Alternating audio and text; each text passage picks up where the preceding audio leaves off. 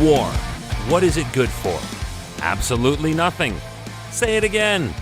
Now, those are actually words originally penned by the great Bruce Springsteen.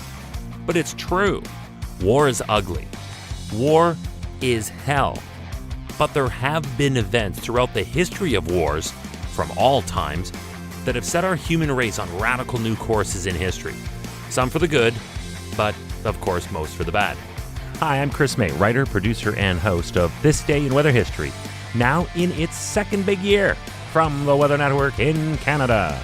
Today is a day where the weather actually dictated the course of history and when it would happen.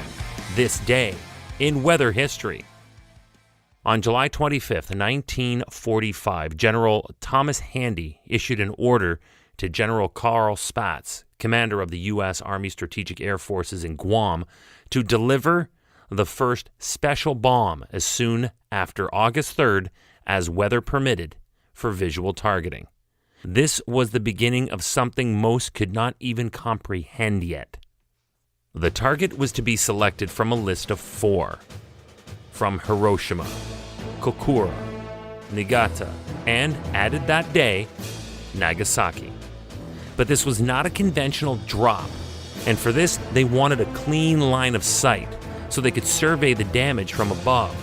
Therefore, orders were given to not engage in any firebombing of any of the prospective sites because they needed to see only what this special bomb would do. So clear drop zone, clear skies, those were the orders.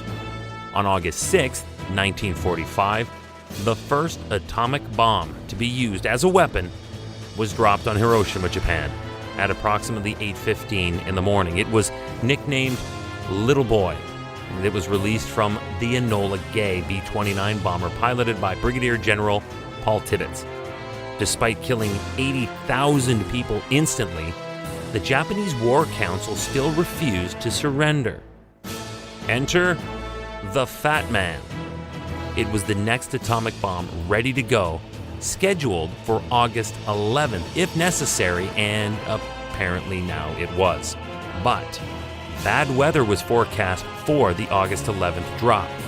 Not only was it no good for photographs to survey the damage so they could investigate what this bomb could do, it also made it difficult to make the actual drop. So the flight was pushed up to August 9th, this day in weather history. Nagasaki was the target. It was a shipbuilding center, the very industry intended for destruction. And on that August 9th of 1945, the second atom bomb was dropped on Japan at Nagasaki at shortly after 11 o'clock in the morning.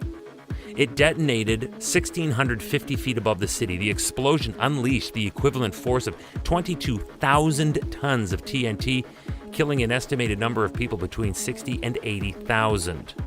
Emperor Hirohito, by request of 2 War Council members eager to just end this war, met with the council and declared that continuing the war can only result in the total annihilation of the Japanese people. The Emperor of Japan gave his permission for unconditional surrender. There are immediate environmental effects of a nuclear bomb. You see, when it explodes, plutonium in the device undergoes fission, releasing enormous quantities of energy.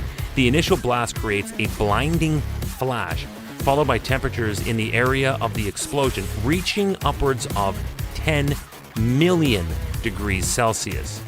You don't need me to tell you how much hotter than the sun that is. A crushing wind at that heat, caused by the initial blast, destroys buildings and trees in its path instantly. The effect on the immediate environment is one of total devastation.